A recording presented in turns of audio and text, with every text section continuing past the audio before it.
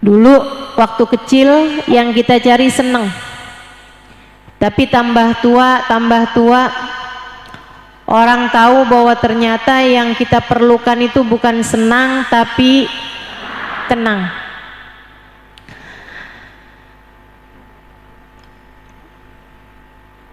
Kalau orang masih baru belum terlalu ngerti itu lebih kecil lagi, bahkan dia bukan cuma nyari senang tapi nyari uang. Dia pikir yang dia perlukan dalam hidup hanyalah uang. Padahal uang tidak selalu memberi kesenangan. Kita minta kepada Allah Subhanahu wa taala, semoga Allah mencukupkan kita zahir dan batin kita insyaallah. Amin ya rabbal alamin. Lebih dari senang, kamu perlu tenang, karena kesenangan sifatnya sementara. Orang yang senang, keadaan yang sangat terlalu itu akan berubah dalam waktu sebaliknya, dalam waktu cepat ataupun lambat. Itu teori kehidupan, udah pasti tuh. Makanya sama apa-apaan jangan terlalu cinta, nanti lama-lama jadi benci. Terlalu seneng, nanti lama-lama jadi sedih. Ibu-ibu perhatikan anak kecil dah, anak bayi tuh, anak kecil, balita. Kalau habis ketawa yang ampe ketawa banget gitu, biasanya habis itu nangis. Betul nggak? Karena memang demikian keadaannya dunia tuh kayak gitu tuh. Rasa yang terlalu akan berubah menjadi sebaliknya dalam waktu cepat ataupun lambat. Senang tuh itu sementara. Nggak ada orang yang hidupnya dicipta senang terus. Karenanya bukan itu yang kita mau cari. Akan tetapi yang kita mau cari adalah keadaan yang konstan, keadaan yang terus menerus, keadaan yang stabil. Dan kestabilan itu ada ketika seseorang memiliki ketenangan. Senang ataupun tenang, dua-duanya sama-sama tempatnya ada dalam hati manusia. Jadi kalau yang kamu cari adalah ketenangan, ini adalah sesuatu hal yang dicari juga bahkan oleh para nabi-nabinya Allah Subhanahu wa taala. Nabi Ibrahim ketika minta sama Allah, Rabbi arini kaifa tuhyil mauta. Ya Allah, perlihatkanlah kepadaku bagaimana engkau menghidupkan makhluk yang udah mati. Kalau Allah bertanya, awalam tu'min, Ibrahim, kamu memangnya nggak beriman, nggak percaya bahwa saya ini yang menghidupkan dan mematikan, kok minta diperlihatkan? Qala bala walakin liyatma'inna qalbi. Kata Nabi Ibrahim, tentu ya Allah, saya percaya, saya beriman kepadamu seutuhnya. Akan tetapi jika aku meminta diperlihatkan bagaimana engkau menghidupkan yang mati, liyatma'inna qalbi, semata-mata adalah untuk agar hatiku menjadi tenang. Jadi yang diminta adalah ketenangan hati. Saudara sekalian yang saya muliakan, orang yang hatinya tenang bersama dengan segala macam hiruk pikuk kehidupan, dia akan selalu tenang. Orang yang hatinya tenang dalam keadaan apapun mereka akan selalu tenang. Saya sudah banyak berjumpa dengan orang-orang yang semacam itu, hatinya tenang terus-terusan. Ada tuh yang saya ceritakan di buku Bidadari Bumi, wanita di dalam bis, tabrakan, luka-luka, cucuran darah. Akan tetapi ketenangan hatinya membuat dia bahkan dalam keadaan semacam itu tidak berucap kecuali kalimat-kalimat yang baik-baik. Rabbuna Karim, dia bilang, Tuhan kita maha baik ya, alhamdulillah, makasih ya Allah. Jadi masalahnya tuh bukan seberapa susah Allah bikin, seberapa Allah bikin susah dalam hidupmu, bukan. Masalahnya itu bukan seberapa banyak Allah kasih rezeki sama kamu, bukan. Masalahnya tuh bukan seberapa cepat doamu diijabah, bukan. Masalahnya tuh bahkan bukan seberapa sehat badanmu, seberapa dicinta dirimu, bukan. Akan tetapi masalahnya tergantung pada hatimu, seberapa tenang menghadapi semuanya. Jadi teman-teman sekalian, nih hati nih urusannya, nih hati nih urusannya hati. Hati yang tenang, dia akan ngerti harus berbuat apa dalam segala keadaan, harus berpikir apa dalam segala keadaan. Maka siapapun darimu yang mencari ketenangan hati, dengarkan saya. Saya akan sampaikan kepadamu beberapa hal yang saya tahu dapat membuat hati jadi jauh lebih tenang. Gak gampang gelisah, gak gampang susah, gak gampang gerasa gerusu, gak gampang galau, gak gampang gundah. Hatinya tenang aja. Saya kasih tahu, siapapun darimu yang menginginkan ketenangan hati, inilah apa yang akan saya sampaikan padamu. Nomor 1, siapa yang kepengen hatinya tenang, 1, ingat terus bahwa alam semesta ini ada yang ngontrol, ada yang nyetir. Mesti ingat bahwa alam semesta ini ada supirnya. Supirnya mengatakan fa'alun lima yurid. Aku akan melaksanakan apapun aja yang aku inginkan. Pengendali kehidupan, supir kehidupan, sutradara kehidupan,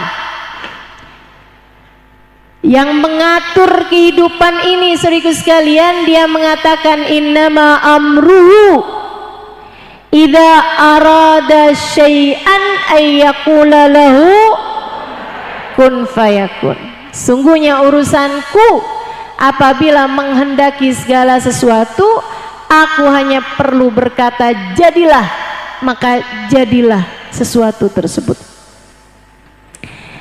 Tidak ada yang terjadi padamu di luar kendalinya. Tidak ada. Tidak ada. Tidak ada apapun terjadi pada dirimu di luar kendali Allah. Sekali lagi saya ulangi, apapun yang terjadi dalam hidupmu, sakit, sehat, miskin, kaya, dipuja, dihina, apapun yang terjadi dalam kehidupanmu, saudariku sekalian, semuanya sudah dalam tangan takdir, sudah dalam catatan takdir. Itu sebabnya baginda kita Nabi besar Muhammad mengatakan dalam salah satu hadisnya, liyakthur liyakil hammuk magudir yakun. Kata Nabi Muhammad, liyakil hammuk magudir yakun. Pasti akan sedikit susahmu, niscaya akan sedikit susahmu ketika kamu berpikir bahwa makudir yakun, apapun yang ditetapkan Allah pastilah akan terjadi. Masya Allahu kan, wa ma lam yasha lam yakun. Apapun yang dikehendaki Allah terjadi pasti akan terjadi. Apapun yang tidak dikehendaki Allah untuk terjadi tidak akan terjadi. Jadi dalam segala keadaan yang pertama kali harus kamu lakukan kalau hati kamu mau tenang adalah ingat Allah. Ingat Allah, saudariku sekalian, ingat Allah. Allah yang udah ngatur semuanya, semuanya ada dalam kendali Allah. Ingat terus itu. Liyakil hamuk, kata Nabi Muhammad, makudir yakun. Apapun yang Allah tetapkan pastilah akan terjadi. Itu sebabnya Nabi itu orang yang hatinya paling tenang, nggak pernah gelisah, nggak pernah gerasa gerusu, nggak pernah panik. Nabi selalu tenang. Diperlakukan apapun, terjadi apapun, Nabi Muhammad selalu tenang. Ketika Nabi dalam salah satu pulang peperangan, Nabi terlihat letih di atas kendaraan. Para sahabat memutuskan, yuk kita istirahat dulu aja. Rasul, gimana kalau kita istirahat dulu? Kata Nabi, iya, yuk istirahat dulu. Nabi turun dari kendaraan beliau, dari kuda beliau, kemudian beliau duduk di bawah sebatang pohon, kena silir-silir angin, beliau ngantuk teman-teman, beliau pun tidur. Sebelumnya beliau gantung pedang yang beliau punya, digantung di dahan pohon, beliau kemudian tidur. Sahabat lihat Nabi Muhammad tidur, nggak mau gangguin. Ini sahabat nih ya, cinta akan tetapi kenyamanan yang dicinta nomor satu bagi mereka.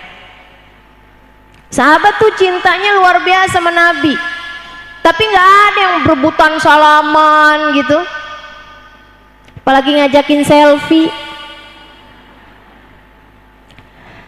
Nggak ada tuh yang sama Nabi Muhammad tuh semuanya kapan waktu aja minta didoain, minta dipegangin kepala, minta dipegangin dada. Ini saya sekalian curcol. Nggak ada. Kenapa? Sebab mereka paham kalau cinta bikin nyaman.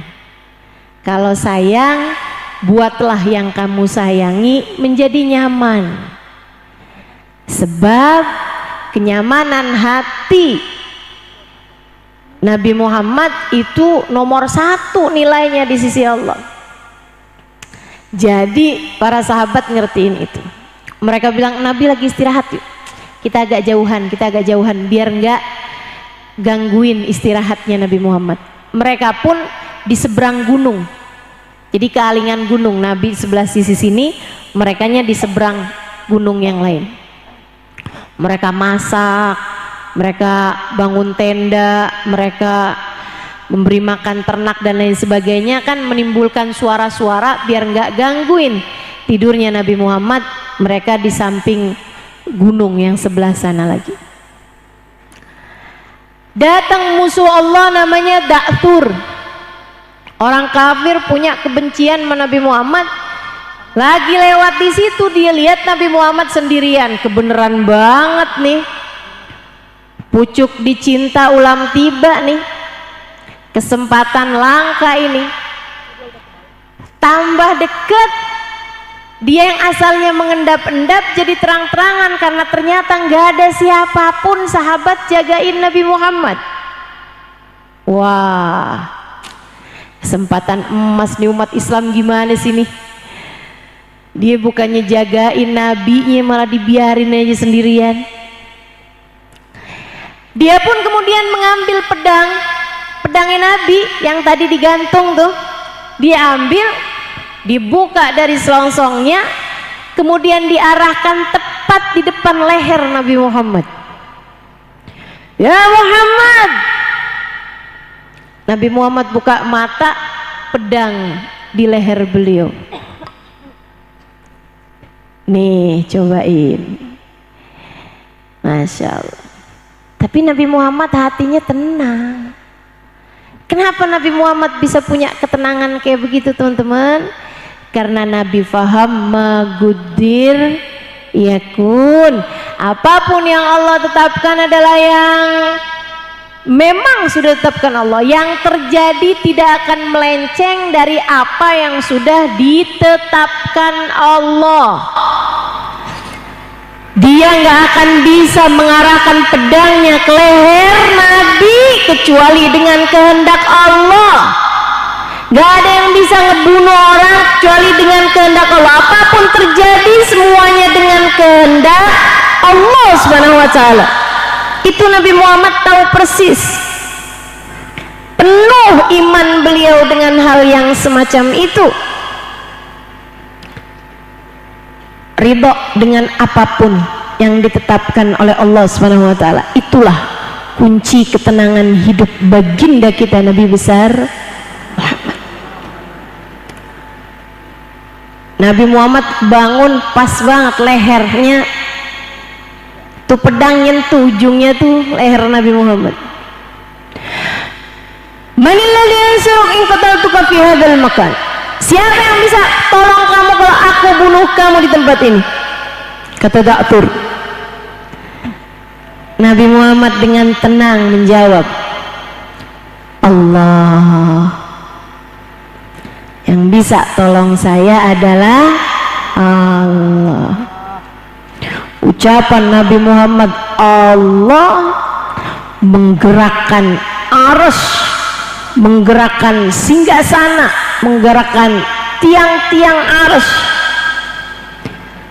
termasuk menggerakkan tangannya Da'tur, gemeteran sampai pedangnya jatuh, diambil balik sama Nabi Muhammad. Wa anta ya Da'tur, kalau kamu gimana Da'tur?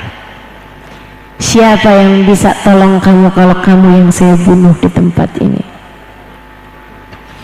Tunduk Da'turnya. Gak ada wahai Muhammad kecuali jika engkau memaafkan saya. Nabi Muhammad memasukkan kembali sarung itu, pedang itu ke sarungnya, kemudian berkata, idhab, pergilah sebelum sahabatku melihatmu, aku khawatir mereka tidak akan memaafkanmu. Tenang aja Nabi itu. Gak ada ceritanya dendam, tar liatin, gak ada. Makanya nih yang modelan-modelan yang kau disakitin orang, liatin, karma itu nyata.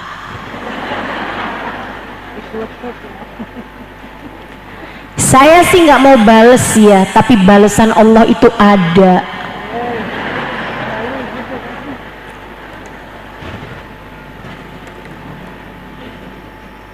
Allah itu tidak tidur. Wah, nih bahasanya nih. Betul, semua betul. Tapi kamu menyampaikannya dalam rangka kamu yang tidak bisa mengobati kesakitan hati kamu, kemudian melibatkan Allah dalam urusan pembalasan. Hati-hati teman-teman, hati-hati. Allah itu Maha Pengampun. Allah itu Maha Pengampun. Allah Maha Pengampun.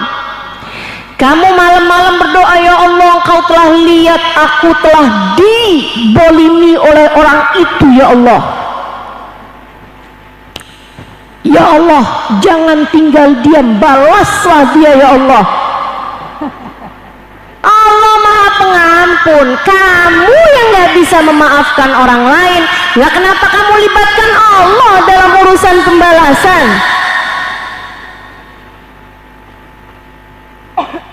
Kalau kamu mau melibatkan Allah, libatkan Allah dalam urusan ampunan. Sebab Allah Maha Pengampun.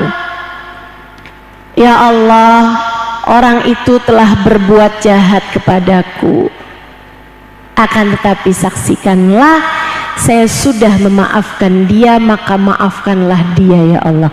Nah tuh baru benar. Halo, gimana? Bisa? Lihat-lihat dulu kasusnya Ustazah. Kalau urusannya suami saya dilebut pelakor,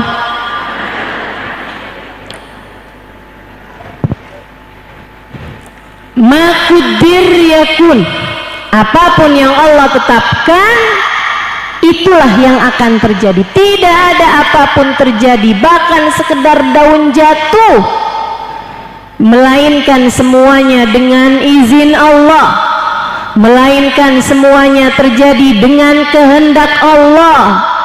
Tidak ada apapun yang luput dari pengawasan ataupun pengendalian Allah. Maka tenangkanlah hatimu, maka tenangkanlah hatimu, tenangkanlah hatimu. Ingatlah selalu, Allah tahu, Allah lihat, Allah kehendaki. Allah tahu, Allah mengawasi, Allah menghendaki. Udah gitu aja, enak. Saya sering terbang di atas pesawat, maksudnya sering, karena jadwal yang banyak mengharuskan saya untuk kemana-mana naik pesawat terbang. Saya suka lihat orang di pesawat terbang itu di dalam pada tidur, apalagi kalau perjalanan jauh ke luar negeri yang 7 jam, 8 jam gitu, banyak tuh udah siap-siap pakai bantal tidur, baru terbang aja udah tidur gitu. Kenapa orang bisa terbang di atas pesawat? Karena mereka tahu di depan ada pilotnya. Saya bayangin kalau misalnya nih baru awal terbang gitu ya, baru naik nih, kemudian diumumin, mohon maaf, pertanyaan kepada semua penumpang pesawat ini, ada nggak yang bisa nyetir pesawat? Karena ternyata nih pilotnya pingsan. Wah, pasti panik tuh, pasti panik. Yang tidur udah langsung hilang ngantuknya, betul nggak?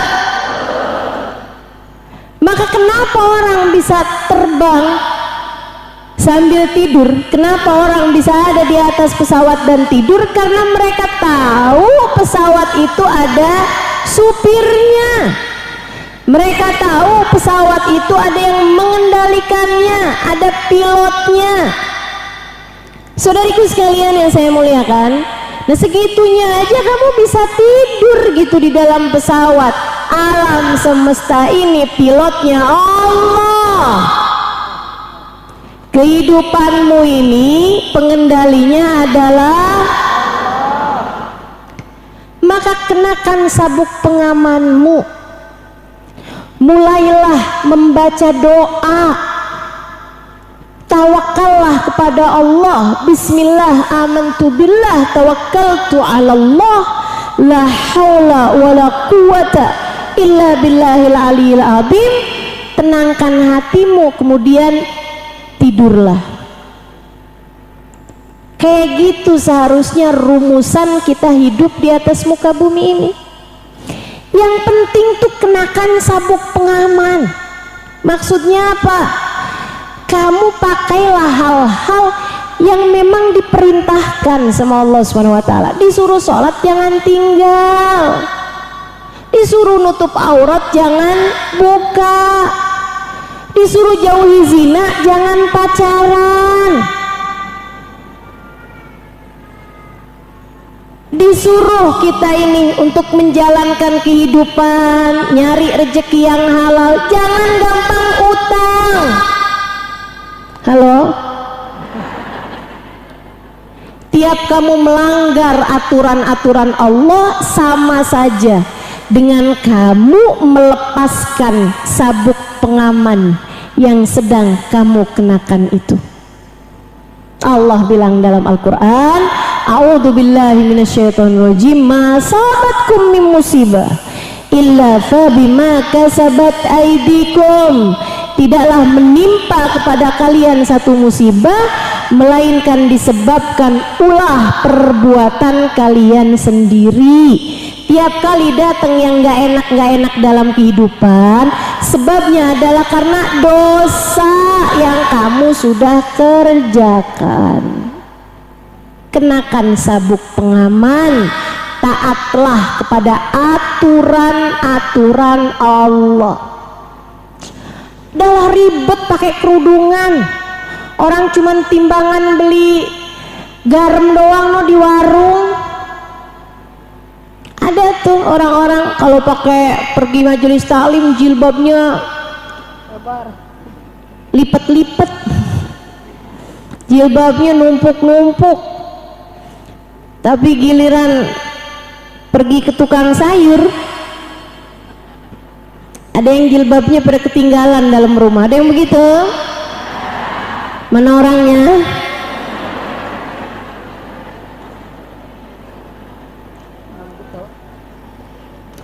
Naik Gojek pas turun salim.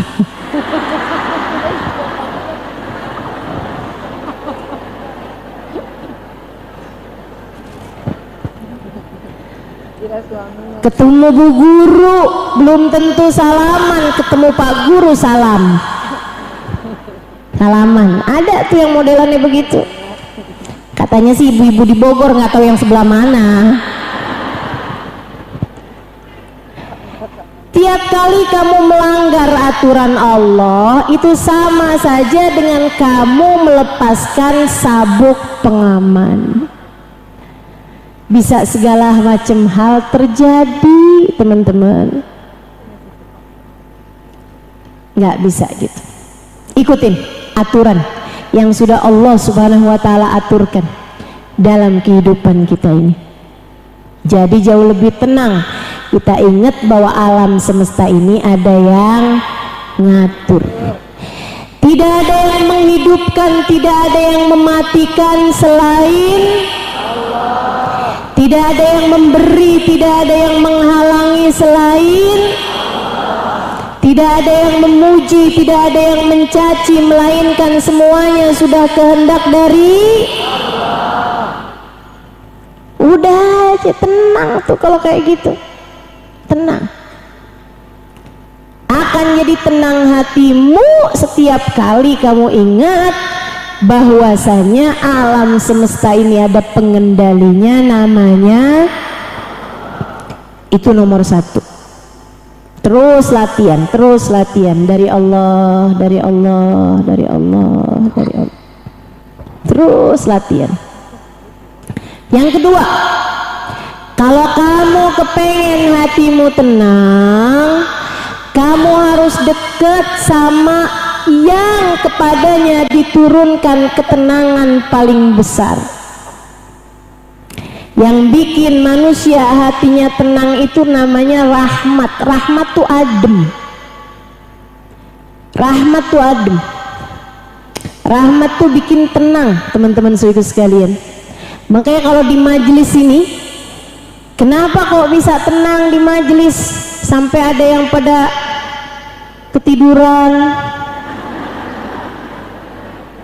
Apalagi kalau duduknya deket kipas angin.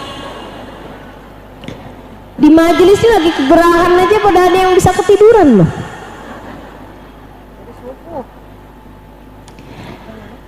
Sementara kalau di arisan pernah nggak kelihatan ada orang arisan ketiduran? Lagi nonton dangdutan pernah kelihatan ada orang ketiduran nggak? Nggak pernah. Tapi kalau di majelis-majelis seperti ini suka ketiduran karena tenang.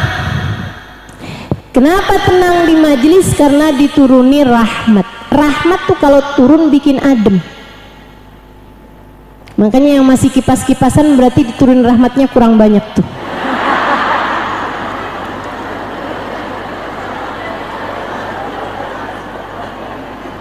langsung berhenti.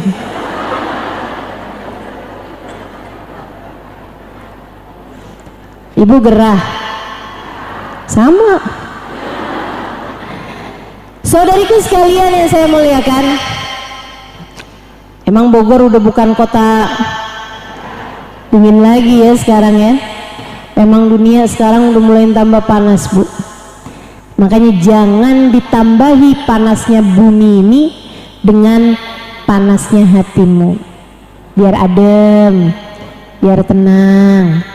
Salah satu caranya dapati rahmatnya Allah yang banyak. Gimana cara dapat rahmatnya Allah yang banyak? Yang deket sama penyebab rahmat, namanya Nabi Muhammad. Wa ma arsalnaka illa rahmatan lil alamin. Dan tidaklah kami utus engkau wahai Nabi Muhammad melainkan sebagai rahmat, perwujudan kasih sayang kami di atas muka bumi ini. Begitu katanya baginda kita, kata Allah Subhanahu wa taala dalam Al-Qur'an tentang Nabi Muhammad. Maka orang kalau kepengen hatinya diturunin rahmat banyak, mesti deket sama Nabi Muhammad. Kayak orang kalau deket sama Nabi Muhammad, hatinya jadi tenang. Hatinya jadi tenang. Orang kalau deket sama Nabi Muhammad dan dia beriman, apalagi cinta sama Nabi Muhammad, hatinya tenang. Para sahabat itu kayak gitu, Bu. Kalau di depan Nabi Muhammad tuh semuanya pada tenang. Makanya mereka asal jauh dikit gelisah, pengen deket sama Nabi Muhammad. Mereka tuh senengannya deket sama Nabi Muhammad alaihissalam. Hati tenang, gak inget apa-apa. Dan itu memang terbukti. Ya jangankan deket, ketika disebut aja kata baginda kita Nabi Muhammad, inda dzikri salihin tanazzalatir rahmat. Ketika disebut nama orang soleh, berturunlah, berkucurlah hujan rahmat dari Allah Subhanahu wa taala secara berketulusan. Tanazzalatir rahmat, turun rahmatnya Allah daf'atan ba'da uhra, turun lagi, turun lagi, turun lagi, seperti itu. Itu kalau disebut nama orang soleh. Bagaimana pula dengan kalau kita bersama orang soleh? Saya sudah sering membuktikan itu. Dulu waktu saya di Tarim, ada masa kami kedatangan Hubabah Bahiyah. Kadang-kadang nih hari-hari yang datang dalam hidup, namanya orang hidup gitu kan, ada aja yang bikin hati jadi gelisah.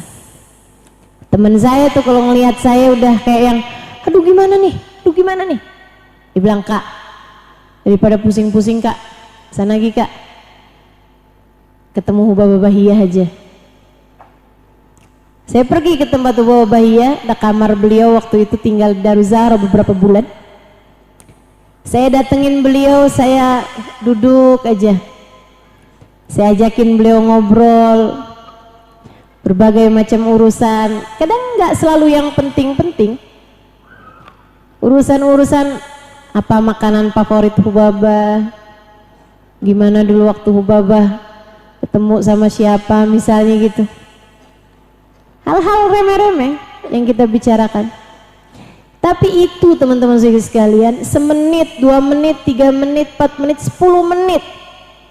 Habis itu saya keluar dari sana, bener-bener namanya hati senengnya luar biasa. Teman saya tanya, gimana Kak, masih sumpek? Sumpek apa ya? Udah lupa sama sumpek saya tadi. Hanya gara-gara mata saya memandang wajah seorang perempuan yang sangat salehah, yaitu adalah Hubabah Bahiyah. Demikian yang saya rasakan ketika saya memandang orang-orang soleh. Karena teman-teman, Memang yang namanya pandangan atau kebersamaan tuh nular. Makanya kalau kepengen hatimu tenang, hidupmu benar, sering-seringlah berkumpul dengan orang-orang soleh. Kalau kamu kumpulnya sama orang-orang yang sibuknya dunia melulu, liatin hati kamu sumpek terus-terusan. Buka TV kelihatan koruptor,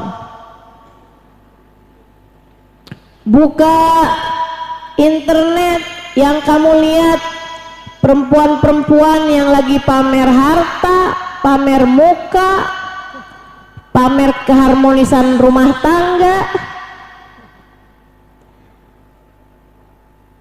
Kalau kamu banyak melihat orang-orang yang hidupnya sumpek-sumpek, ngalir,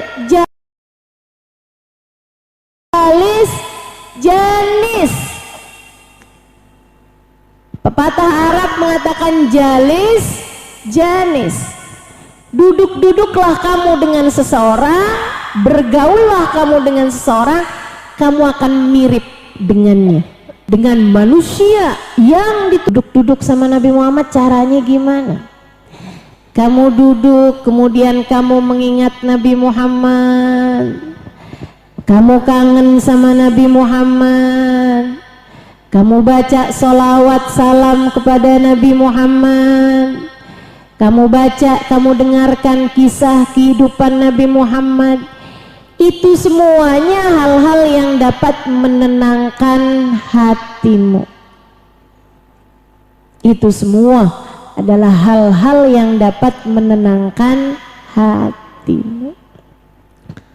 Makanya Bu, Habib Ali Habsyi bilang, masyi kama majma'il maulid yujallil kurub. Gak ada yang kayak majelis maulid dalam rangka ngangkat kesulitan-kesulitan, ngangkat kesumpekan-kesumpekan. Kamu kalau hati kamu lagi sumpek, cari majelis maulid, duduk di sana. Gak ada nih majelis maulidnya nih. Kalau gitu sendirian aja di rumah, buka YouTube majelis maulid, dengerin tentang Nabi Muhammad, puji-puji Nabi Muhammad, sholawatan sama Nabi Muhammad. Tenang tuh hati kamu, tenang hati kita. Saya kalau lagi gelisah-gelisah gitu, kalau ada hal-hal yang bikin gak enak gitu, udah tuh, kalau lagi memungkinkan, wudhu, sholat 2 rakaat, sholat sunnah, sholat istikharah, sholat hajat gitu. Habis itu duduk baca sholawat Nabi Muhammad. Allahumma salli ala sayyidina Muhammadin tibbil qulubi wa dawaiha wa afiyatil abdani wa shifaiha wa nuril absari wa diyaiha wa ala alihi wa sahbihi wa sallim. Terus baca sholawat. Allahumma salli ala sayyidina Muhammadin al-fatih lima ughliqa wal khatim lima sabaqa nasiril haq bil haq wal hadi ila siratikal mustaqim wa ala alihi wa sahbihi haqqa qadrihi wa miqdarihil azim. Terus baca salawat, tenang hati dengan salawat kepada Nabi besar Muhammad. Enak tuh perasaan dengan kita dekat sama Nabi Muhammad. Terus bilang deh kita, ya Rasulullah, umatmu nih Rasul, gampang banget gelisahnya. Ya Rasulullah, syafaatkan kami biar hati kami jadi tenang wahai Rasul. Cobain obat mujarab teman-teman, obat mujarab. Ada kasidahnya tuh yang teman-teman suka baca tuh. Innal habibal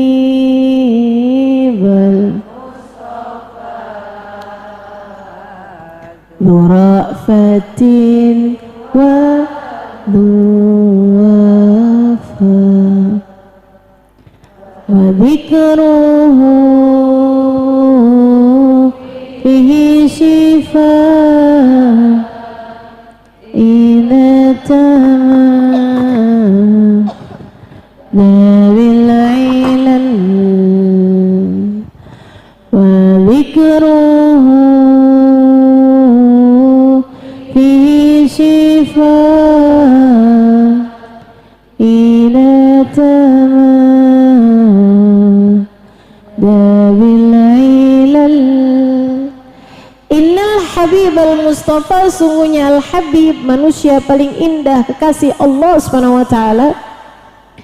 Al-Mustafa, yang terpilih, Burafa, pemilik hati yang tidak tegaan, Waduwafa, dan pemilik kesetiaan, Wadzikruhu, mengingat Nabi Muhammad, menyebut-nyebut nama Nabi Muhammad, fihi syifa, terdapat kesembuhan, terdapat ketenangan, terdapat kebahagiaan, terdapat penawar. Idza tamada bil ilal, bagi siapapun yang hatinya sedang sakit, bagi siapapun yang ada penyakit, bahkan yang sudah akut sekalipun sakitnya, baginda Nabi besar bikin tenang. Saudariku sekalian, bikin tenang. Jadi kalau kamu mau tenang, yang pertama ingat Allah, ingat bahwa Allah yang mengendalikan segala sesuatu, ingat bahwa semua milik Allah dan yang milik Allah hanya akan kembali kepada Allah. Ingat bahwasanya tidak ada apapun terjadi kecuali dengan izin. Kemudian yang kedua, kalau kepengen hati tenang, dekatlah dengan Nabi besar Muhammad, sekurangnya dengan banyak membaca salawat kepada baginda Nabi besar. Pokoknya itu rumusan saya gitu. Kalau lagi gelisah, lagi gundah, lagi apa aja, duduk salawatan, enak bener. Alhamdulillah kita punya Nabi Muhammad. Alhamdulillah. Kesian kan tuh yang gak deket sama Nabi Muhammad. Kalau lagi gelisah, siapa yang mereka inget-inget? Tambah gelisah akhirnya, tambah susah hidupnya. Tapi kita punya Nabi Muhammad, alhamdulillah. Dan Nabi Muhammad memang buat kita, teman-teman saudaraku sekalian. Jadi segala macam apapun datang dalam kehidupanmu yang membuat hatimu gelisah, cobalah untuk lebih dekat dengan sang baginda Nabi besar Muhammad. Itu yang kedua, deketin Nabi. Yang ketiga, orang kalau kepengen hidupnya tenang, nih simak baik-baik nih, simak baik-baik. Jangan bandingkan hidup orang lain dengan hidupmu. Siapapun yang kepengen hidupnya tenang, jangan suka banding-bandingan hidupmu dengan hidupnya orang lain. Semua orang punya perjuangannya sendiri, semua orang punya jalan hidupnya sendiri, semua orang punya rezekinya sendiri. Jangan suka banding-bandingin. Ibu, nih adik-adik nih, jangan suka bandingin deh hidup kamu sama hidup orang lain. Ya ampun, tuh orang seneng banget ya, mukanya cakep, hidung mancung, nah hidung saya kayak kutil, asal ada aja. Teman-teman sekalian yang saya muliakan, jangan suka bandingkan hidupmu dengan hidup orang lain. Tenang aja, dia punya Tuhan, kita juga punya Tuhan. Kita punya Allah Subhanahu wa ta'ala, kita punya Nabi Muhammad sallallahu alaihi wasallam. Kadang-kadang nih Yang bikin orang hidupnya susah bukan karena apa yang terjadi pada dirinya, tapi karena dia sibuk membanding-bandingkan hidup dirinya dengan hidupnya orang lain. Iya begitu? Liatin tetangga seneng bener ya beli mobil, ninggiin rumah. Tetangga ninggiin rumah, dia tinggi darah. Tetangga naikin rumah, dia naik tekanan darah. Tetangga beli mobil baru, dia yang masuk rumah sakit. Kasian banget nih. Jangan. Hidup tidak pernah ideal buat siapapun. Udah tenang aja. Hidup semuanya orang nih udah ada yang ngatur, Bu. Gak usah sibuk-sibuk ngaturin hidupnya orang lain. Konsentrasi aja sama hidupmu sendiri. Orang jalanin kehidupan nih kayak lagi nyetir motor. Ibu kalau suka noleh-noleh ke belakang mulu, lama-lama nabrak. Ngeliatin tetangga mulu, dia belanja apa hari ini, dia pakai apa hari ini, ya biarin Bu, segitu sibuknya. Kadang nih bukan cuma urusan tetangga, artis di TV ditauin semua. Kun harisan ala galbik, katanya Imamul Haddad, jadilah satpam tegas yang berdiri di pintu hatimu. Pastikan hanya yang baik yang masuk ke dalam hatimu. Dah, gak usah pengen tahu urusan orang lain. Dan kalaupun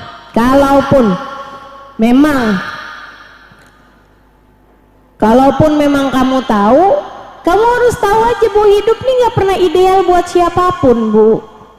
Gak ada. Kamu kepengen hidup kamu tuh kayak siapa? Gak ada yang ideal. Bahkan kepada baginda kita Nabi besar Muhammad, manusia paling ideal. Ideal maksud saya sempurna. Hidup tidak pernah sempurna bagi siapapun. Dunia nih gak pernah sempurna buat siapapun. Saya kasih tahu, hidup tidak pernah ideal buat siapapun. Bahkan buat manusia paling ideal yang bernama Sayyiduna Muhammad, hidup tidak ideal buat beliau, Bu. Hidupnya nggak ideal buat Nabi. Hidup nggak enak buat Nabi Muhammad tuh. Ya gimana mau enak, lahir aja udah bapak nggak ada, umur 6 tahun ibu udah nggak ada, ikut kakek juga nggak ada, cuman 2 tahun doang. Habis itu ikut sama pamannya punya anak banyak. Nabi sampai harus bekerja menggembalakan kambing di usia 11 tahun. Ideal macam apa itu? Nggak ideal. Nabi, Bu, sesudah Islam sekalipun bahkan dunia tidak ideal buat Nabi Muhammad. Nabi itu meninggal di usia 63 tahun. Tua banget apa enggak? Enggak. 63 tahun baru. Ibu-ibu saudaraku sekalian, segitunya ketika Nabi Muhammad meninggal 63 tahun, Nabi Muhammad sudah ditinggal istrinya tercinta Khadijah, dan Nabi Muhammad sudah ditinggal 6 orang anaknya. Hanya 1 anaknya yang tersisa di saat Nabi Muhammad meninggal dunia.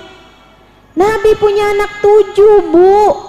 Yang masih hidup ketika Nabi Muhammad meninggal hanya 1. 6 diantaranya Nabi Muhammad sendiri yang menguburkan mereka. Ibu kebayang gak sih? Tidak ideal hidup Nabi kita Muhammad alaihissalam. Nabinya ideal menjalani kehidupan, betul.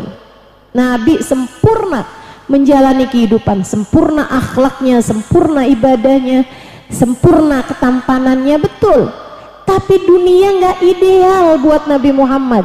mengganjal perutnya dengan batu karena lapar, mengikat kepalanya karena sakit. Giginya tuh 2 tanggal, gigi geraham Nabi Muhammad 2 tanggal di salah satu medan peperangan, dahinya robek di saat perang Uhud. Tidak ideal kehidupan baginda kita Nabi besar Muhammad, penuh dengan hal-hal yang menyakitkan dalam kehidupannya. Nah, kamu mau berharap hidup kamu enak-enak terus-terusan tuh kayak siapa? Nggak ada, namanya orang hidup tuh pasti ada susahnya, pasti ada masalahnya, pasti ada hal-hal yang menyakitkan dalam kehidupan kita. Itu normal. Ibu tahu ada hidupnya satu orang yang nggak pernah sakit di atas muka bumi ini, nggak pernah sakit. Flu nggak pernah, sakit kepala nggak pernah, mules nggak pernah, panuan nggak pernah, kudis nggak pernah. Namanya Fir'aun. Kamu kalau kepengen hidup, ya Allah jangan pernah kasih saya sakit, kamu ngarepin hidup kayak sombong jadinya. Sombong jadinya. Jadi nggak apa-apa. Yang namanya dalam hidup, kita udah umurnya nikah tapi belum ada yang ngelamar, nggak apa-apa. Kita udah jaga kesehatan, olahraga bener, ini bener, sakit juga, nggak apa-apa. Kita udah berusaha jadi istri yang baik tapi ternyata suami kecantol,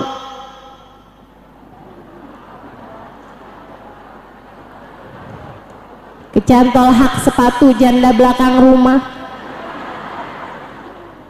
nggak apa-apa.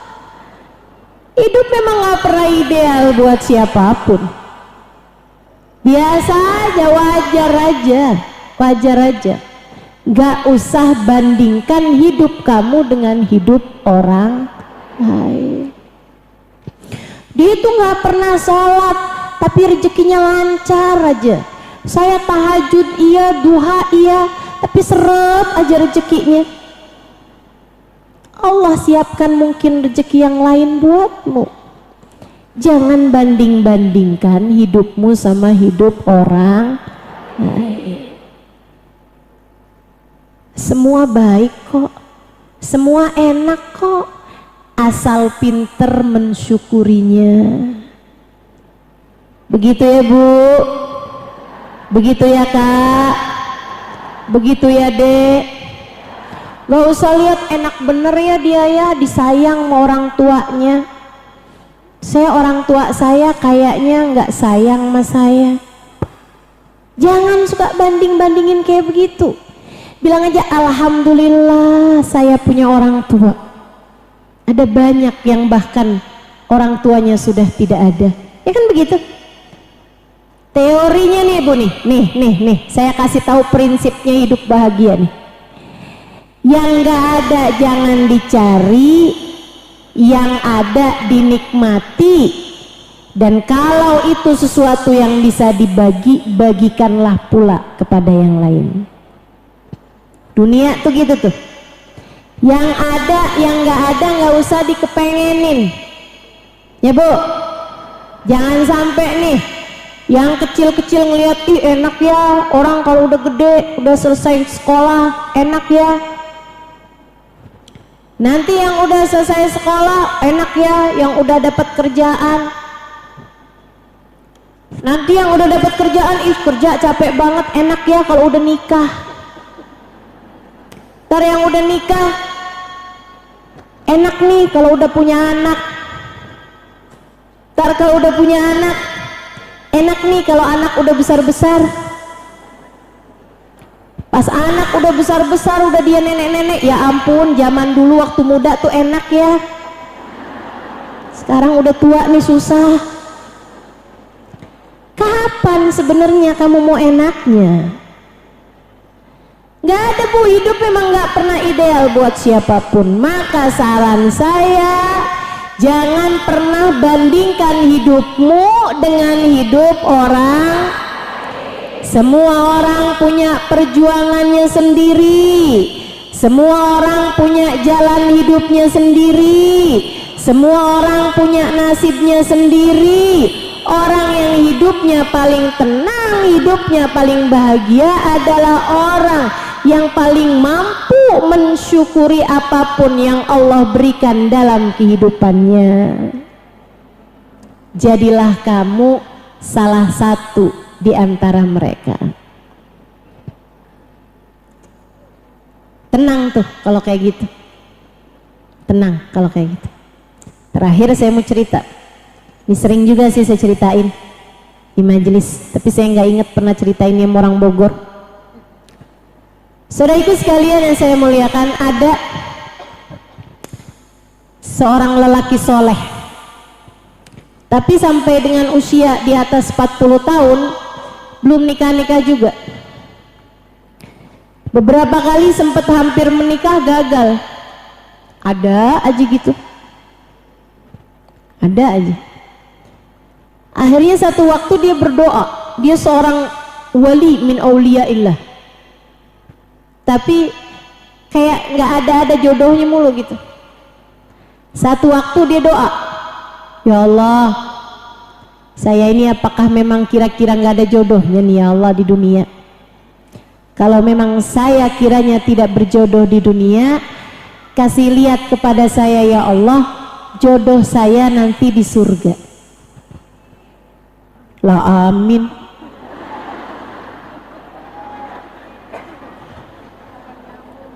Kamu lagi ngedoain siapa nih? Kamu jomblo juga? Kepengen nikahnya ntar di surga aja? Atau jangan-jangan yang amin emak-emak nih? Kepengen jodohnya di surga bukan suaminya yang sekarang lah.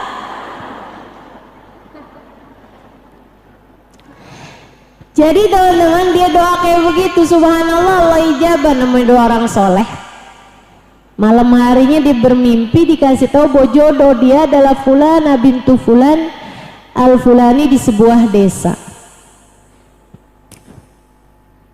Satu waktu sebagai orang soleh, orang alim dan seorang dai, dia datang ke kampung itu untuk berdakwah, kayak perayaan maulid gitu. Malam-malam habis selesai dakwah dia nanya, ada nggak yang kenal sama Fulan bin Fulan al-Fulani? Gak ada yang kenal orang sedaerah itu. Rupanya perempuannya nggak terkenal, calon istrinya di surga.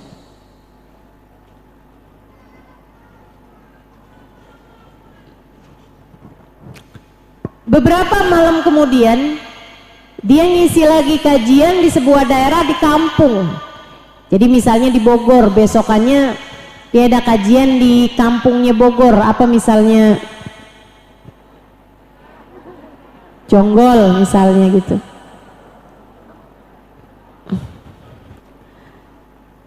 Habis selesai kajian dia nanya, di sini ada nggak yang kenal Fulanah bintu Fulan al-Fulan? Pengen tahu, dia pengen ketemu sama calon istrinya di surga. Akhirnya ada satu orang yang kenal. Pas habis selesai majelis, orang itu maju ke depan, dua orang bubar. Dia bilang, Syekh tanya tentang Fulana bintu Fulan al-Fulan. Iya, dia bilang, kamu kenal? Kenal Syekh, tapi Syekh ngapain nanya dia? Kenapa memangnya? Dia itu orang kulit hitam, tinggal di atas lereng gunung. Dia hidup sendirian menggembalakan kambing-kambingnya, gak bersosialisasi sama masyarakat, hidup sendirian aja gitu. Dan dia adalah perempuan berkulit hitam. Untung aja jodoh di surga. Kalau di surga mah kan cakep semua ya.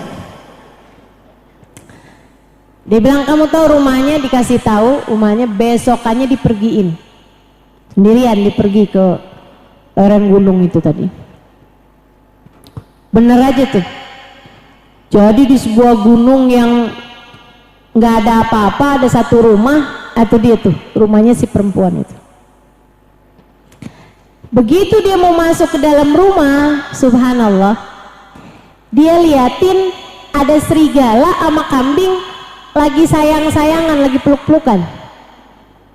Padahal biasanya yang namanya kambing lari dari serigala, serigala menerkam kambing. Si Syekh ini karena dia adalah orang yang banyak belajar, ngerti kenapa bisa ada serigala sama kambing sayang-sayangan. Kenapa? Karena tenang. Karena tenang. Ketenangan itu turun.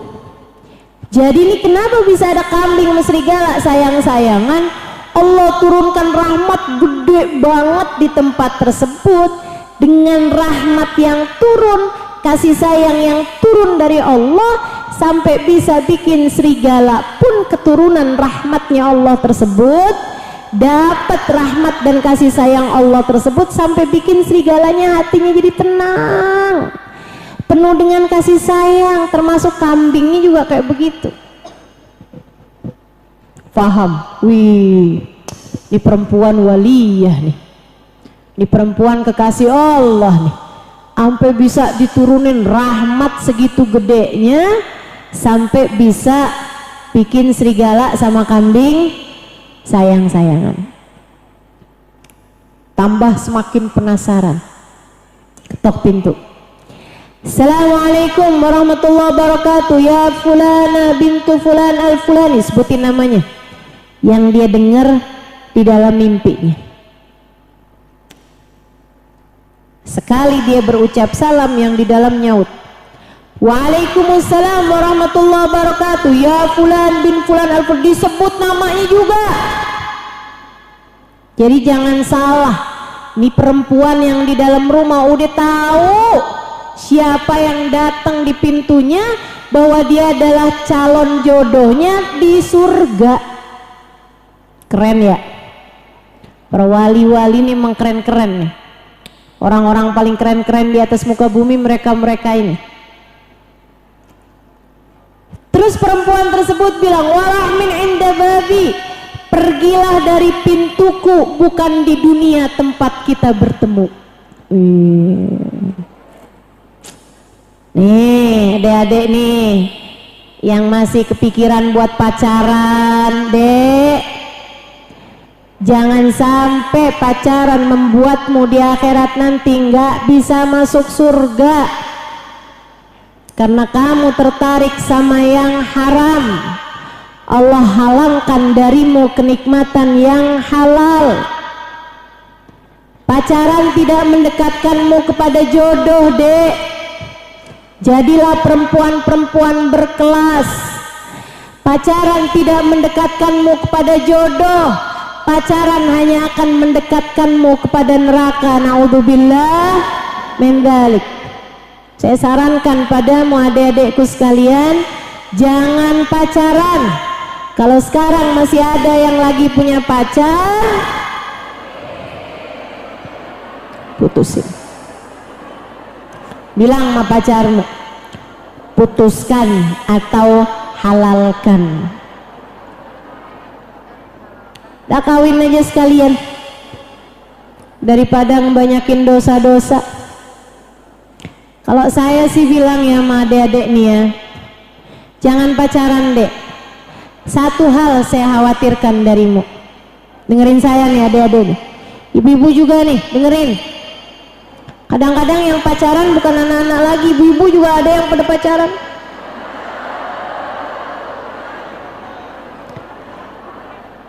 Dengerin bu, dek, nak, jangan pacaran. Ada satu hal yang saya khawatirkan kalau kamu tetap mengerjakan hal yang semacam itu. Apa tuh? Dipecat jadi umat Nabi Muhammad. Serem dah saya, serem saya. Jangan sampai kamu gara-gara pacaran kamu diputus sama Nabi Muhammad. Jadi daripada diputus sama Nabi Muhammad, mendingan putuskan saja pacarmu. Adik-adik saya sekalian, perempuan ini karena adalah perempuan solehah, perempuan waliyah, kekasih Allah, dia udah tahu bahwa yang akan datang adalah calon suaminya, tapi Jadi dia bilang, "Warah min inda babi," pergilah dari pintuku, bukan di dunia tempat kita bertemu. Kata yang laki, "Baiklah, saya akan segera pergi dari sini. Saya hanya mau menanyakan satu hal untuk saya belajar, untuk saya mengerti. Kenapa kamu menjadi seorang yang sangat dicinta dan diturunin rahmat Allah segitu besarnya? Apa amalan yang kamu kerjakan?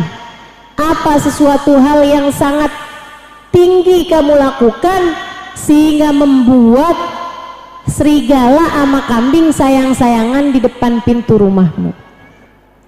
Nggak nerekam gitu, malah kayak gitu, pelukan gitu si serigala sama kambing. Dia bilang, ini sesuatu yang tidak masuk di akal saya, karena serigala biasanya nerekam kambing, kambing pun juga biasanya lari dari serigala.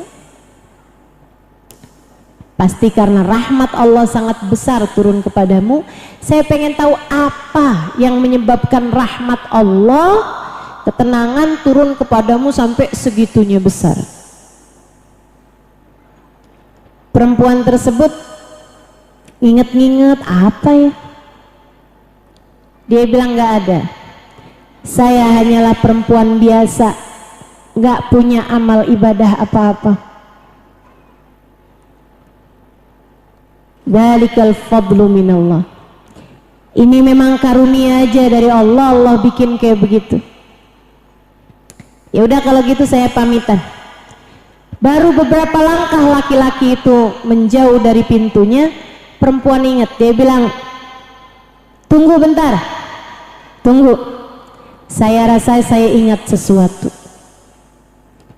Saya punya satu sifat kecil, saya rasa gara-gara inilah Allah menurunkan rahmatnya kepada saya."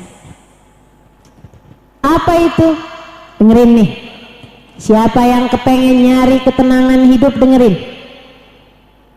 Kalau kamu punya sifat ini juga, hati kamu pasti akan senantiasa tenang. Apa Bu? Apa nih sifat yang kamu punya yang bikin Allah turunkan rahmat sebegitu besarnya sampai pada tenang semua yang ada di rumah dan sekitarnya? Dia bilang, "Ana idza kuntu fil bard lam atamannal har." Saya kalau sedang berada dalam kedinginan tidak berharap panas, dan saya kalau sedang berada dalam panas tidak berharap dingin. Saya kalau sedang kenyang tidak berharap lapar, dan saya kalau sedang lapar tidak berharap kenyang. Saya kalau sedang sakit tidak berharap sehat, dan saya kalau sedang sehat tidak berharap sakit. Saya kalau sedang punya uang tidak berharap miskin, dan kalau saya sedang miskin, sedang nggak punya uang, tidak berharap punya uang. Dalam keadaan apapun Allah tempatkan saya tahu bahwa ini adalah yang terbaik yang Allah berikan dalam kehidupan saya. Saya berusaha menikmati apapun yang Allah berikan dalam kehidupan saya. Laki-laki tersebut ketika mendengar itu dia bilang, "Innaha laysat husailah." Ini tentu bukan sifat kecil, akan tetapi salah satu sifat besar yang Allah karuniakan dalam hati hamba-hambanya yang Dia cintai. Bu, Kak, Dek, hidup tidak pernah ideal buat siapapun. Semua orang menjalani kehidupannya masing-masing, lengkap dengan nasibnya masing-masing, ujiannya masing-masing, perjuangannya masing-masing, termasuk dirimu. Maka tidak usah membandingkan hidupmu dengan hidup orang lain. Cukup nikmati setiap momen, setiap keadaan, setiap kejadian yang datang dalam hidupmu, dan tetaplah percaya bahwa apapun yang Allah berikan dalam kehidupanmu itu adalah yang terbaik yang Allah berikan kepada dirimu, dan semuanya sudah disesuaikan, semuanya sudah disesuaikan dengan keadaan kita masing-masing, keadaan hati kita masing-masing, kekuatan kita masing-masing. Allah tidak akan, Allah mustahil membebani kepadamu sesuatu di luar batas kemampuanmu. Maka jalani hidup dengan penuh syukur, nikmati setiap apapun. Yang belum nikah, nikmatilah kesendirianmu. Yang udah nikah punya suami, gak usah banding-bandingin suamimu dengan suami orang. Nikmati ajalah suamimu itu, hormati, sayangi. Alhamdulillah punya suami, kan begitu. Yang belum punya anak, nikmatilah keberdua-duaanmu dengan suami. Yang udah punya anak, nikmati keberadaan anak-anakmu, syukuri, sayangi, sampaikan padanya betapa kamu menyayanginya. Nggak usah banding-bandingkan anakmu dengan anak orang. Itu salah satu cara biar hidupmu senantiasa tenang. Yakinlah saja bahwa apapun yang Allah berikan dalam kehidupan adalah yang terbaik.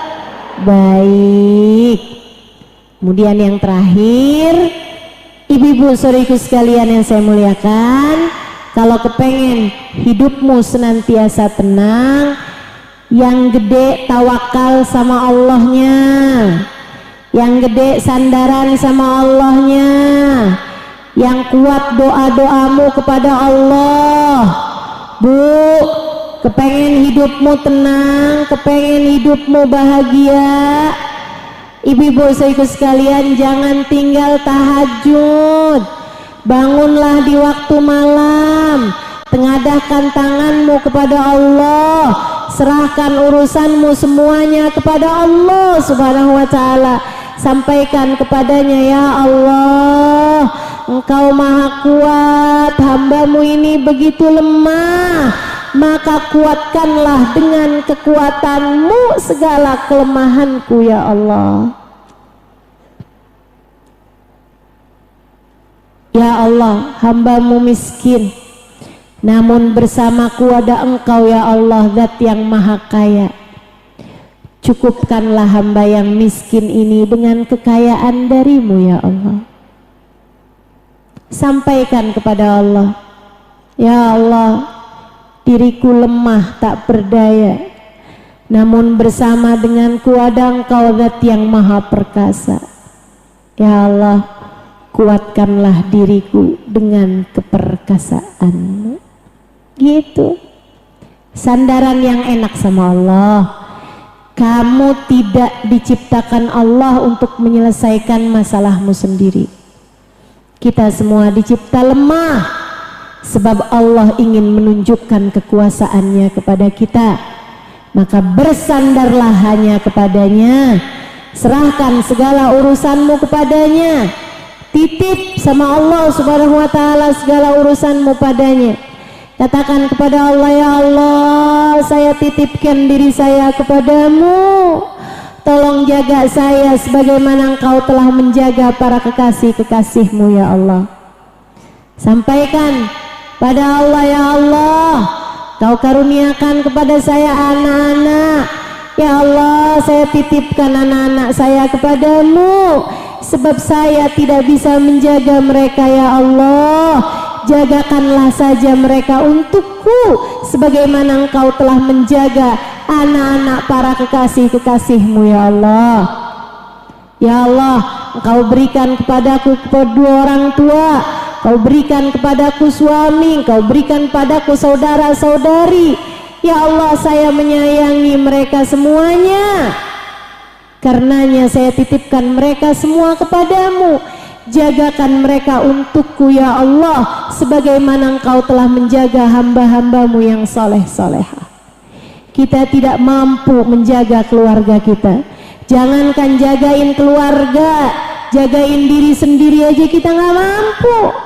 Maka serahkan sajalah semuanya kepada Allah. Dengannya hatimu akan menjalani kehidupan dengan jauh lebih tenang, insya Allah. Nah itu tadi 4 hal yang sudah saya sampaikan kepada ibu-ibu, teman-teman, saudariku sekalian semuanya. Diingat-ingat tips dan trik kehidupan biar hidup senantiasa tenang. Yang pertama tadi apa? Ingat bahwa hidup ini ada pengendalinya, namanya tidak akan terjadi sesuatu kecuali dengan izin. Yang kedua, yang dekat sama Nabi Muhammad, yang dekat sama Nabi Muhammad, sebab Nabi Muhammad manusia yang diturunkan ketenangan Allah paling banyak. Nabi Muhammad manusia yang diturunkan keimanan kepada Allah paling sempurna. Nabi Muhammad manusia yang dituruni rahmatnya Allah paling banyak. Maka kalau kita dekat sama Nabi Muhammad, pastilah hidup kita akan jauh lebih tenang. Setiap kali hati sedang gelisah, hati sedang gundah, cobalah untuk duduk dan bacalah sholawat. Insya. Yang ketiga apa tadi? Jangan bandingkan hidupmu dengan hidup orang lain. Semua orang punya jalan hidupnya masing-masing, punya perjuangannya masing-masing, punya nasibnya masing-masing. Kita tidak hidup untuk menilai keadaan orang lain. Cukuplah kita konsentrasi sama perjalanan kita sendiri menuju Allah Subhanahu wa taala. Dengannya hati jadi jauh lebih tenang. Kemudian yang terakhir, yang gede tawakal sama Allahnya, yang gede sandaran sama Allahnya, yang gede doanya, yang gede minta sama Allahnya. Bangunlah tahajud, minta kepada Allah Subhanahu wa taala sesudahnya agar hidupmu senantiasa dalam kasih sayang Allah. Titipkan hidupmu kepada Allah, titipkan hidup anak-anakmu kepada Allah, titipkan hidup semua orang-orang yang kamu sayangi kepada Allah Subhanahu wa taala. Dengannya hatimu jadi jauh lebih tenang, insya. Rabbana zalamna anfusana wa illam taghfir lana wa tarhamna lanakunanna minal khasirin. Rabbana atina fid dunya hasanah fil akhirati hasanah wa qina adzabannar. Bifadli subhana rabbika rabbil izzati amma yasifun wa salamun alal mursalin walhamdulillahi rabbil. Kita bacakan suratul Fatihah untuk ada yang sedang sakit-sakit ini, Fatimah Rani binti Habib Alwi Alatas. Dan juga kita doakan saudara-saudari kita di Palestina sana. Semoga Allah Subhanahu wa taala memerdekakan mereka. Semoga Allah Subhanahu wa taala menghentikan perang yang terjadi pada mereka. Semoga Masjidil Aqsa senantiasa berada dalam tangan orang-orang yang beriman kepada Allah Subhanahu wa taala, insyaallah. La hadhihi niyyah wa bikulli niyatin salihah. Semoga Allah angkat segala penderitaan, segala kezaliman yang saat ini terjadi di negeri tersebut. Kita doakan semoga Allah Subhanahu wa taala segera memberikan kedamaian, kebahagiaan, ketenangan kepada mereka dan kepada kita semua yang ada di tempat ini, insyaallah. Mudah-mudahan rahmat kasih sayang Allah Subhanahu wa taala turun kepada semuanya. Ala hadhihi niyyah wa bikulli niyatin salihah jami'ah syamilah la hadratin Nabi Muhammad sallallahu alaihi wasallam. Al-Fatihah.